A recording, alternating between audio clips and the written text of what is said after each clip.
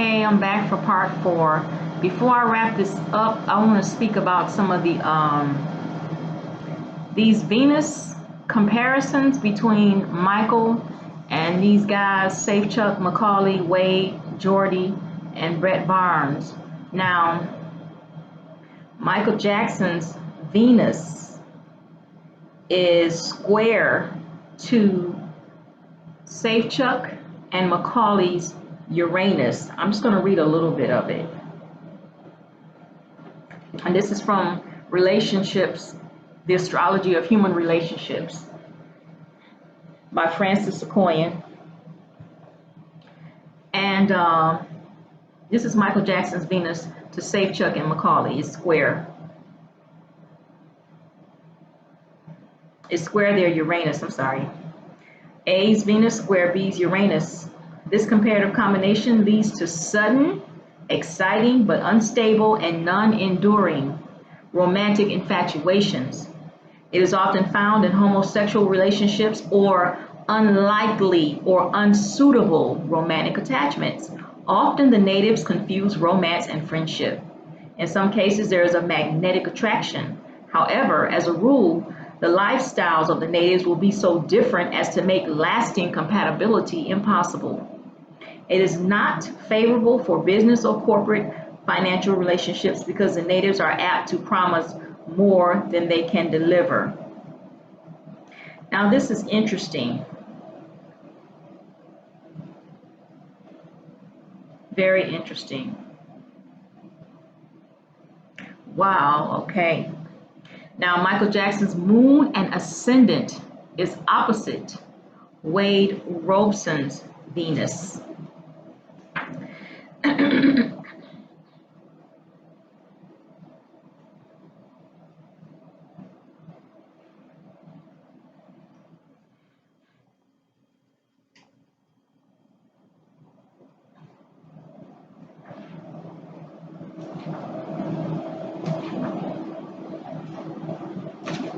Okay, 1 minute, y'all.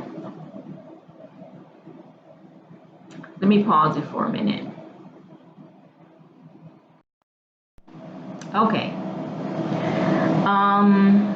Michael Jackson's moon opposite Wade Robson or Robson's Venus. A's moon opposite B's Venus.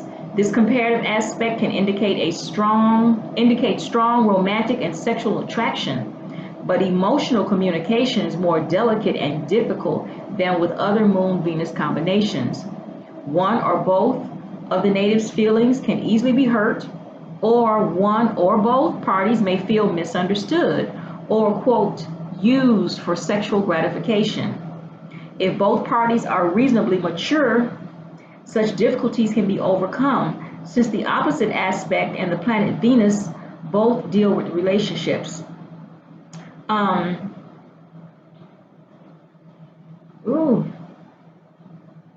In some cases, they can encourage each other to dissipation through too many parties, overeating, financial extravagance, sexual excess, and general avoidance of work and serious responsibilities. This is not a good combination for business partnerships, since the natives are apt to encourage each other to extravagance and unwise expenditures. And his Venus is also opposite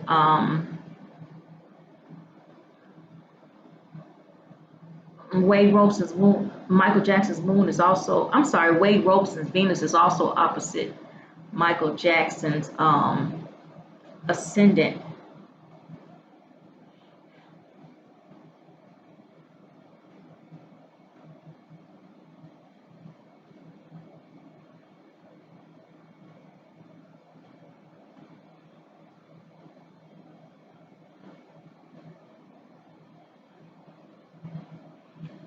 Just 1 minute.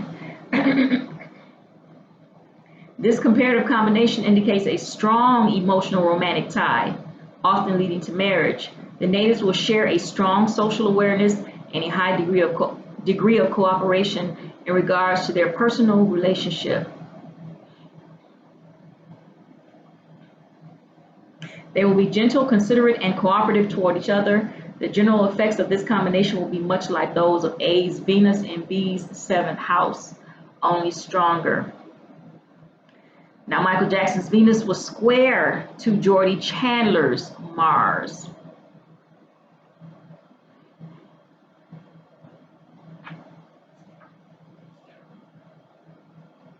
A's Venus square B's Mars. This comparative combination often produces strong sexual attractions.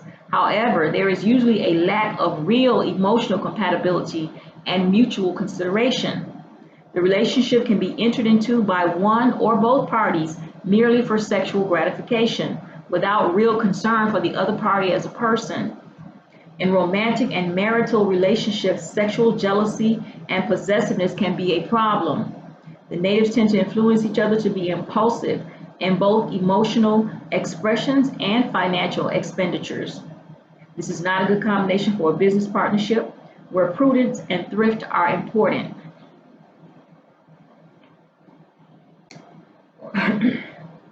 The Venus native is likely to see the Mars individual as impulsive, brash, ill-mannered, or inconsiderate.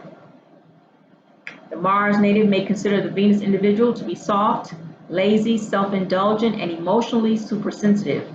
This is a very difficult comparative aspect, especially for those in close personal relationships. Now, Michael Jackson's Neptune is square to Brett Barnes' Venus. Now, Neptune is a personal planet for Michael because he has the moon and ascendant in Pisces, and Venus is a personal planet for Brett Barnes because he has the moon in Libra. So A's Venus square B's Neptune. Quote, often found in homosexual or unsuitable romantic relationships. The same thing is said about his Venus square Uranus to Safechuck and McCauly. I'm sorry for interrupting. Venus square Neptune, often found in homosexual or unsuitable romantic relationships. This comparative combination can lead to peculiar, illusory romantic attractions. In some cases, the attraction is one-sided or deceptive, and insincerity can enter the picture. This comparative combination does not favor business or financial dealings. The natives will lack practicality and discipline. They can excuse each other's shortcomings to the point of encouraging character defects and encourage each other in the use of alcohol or drugs, or in dissipating self-destructive habits. They can indulge in maudlin sentimentality and mutual commiseration that serves no useful purpose.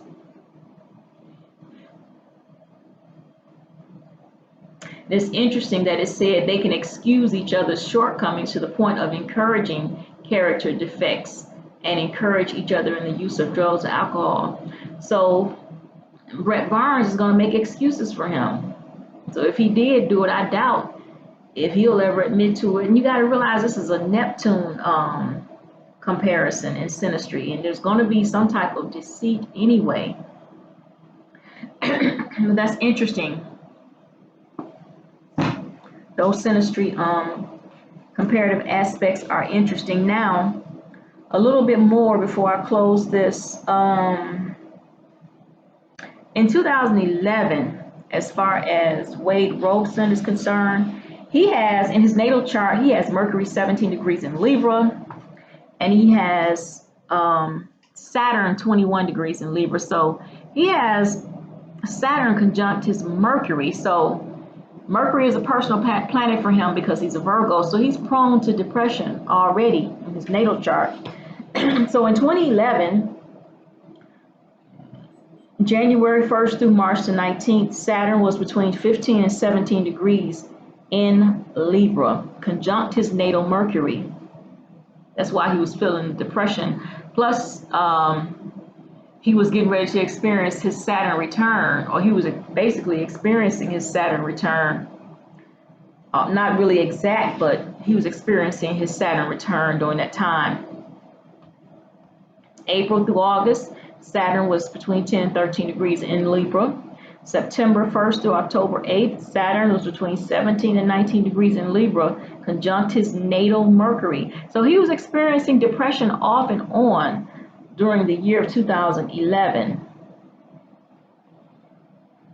So during the year of 2011, when Saturn was conjunct his natal Mercury, which he already has in his natal chart anyway, but when transiting Saturn was conjunct his natal Mercury, he was experiencing depression. Let me read transiting Saturn conjunct natal Mercury. Now this is from Predictive Astrology, Understanding Transits as a Key to the Future.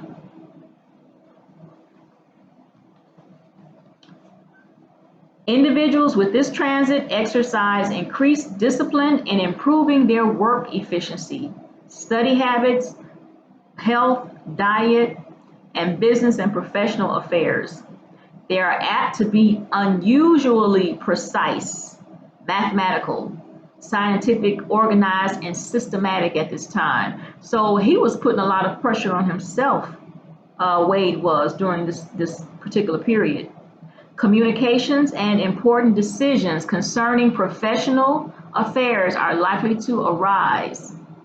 The individuals may be subject to heavy workloads and serious responsibilities, which can weigh on their minds and possibly sap their vitality. That's why he was so depressed.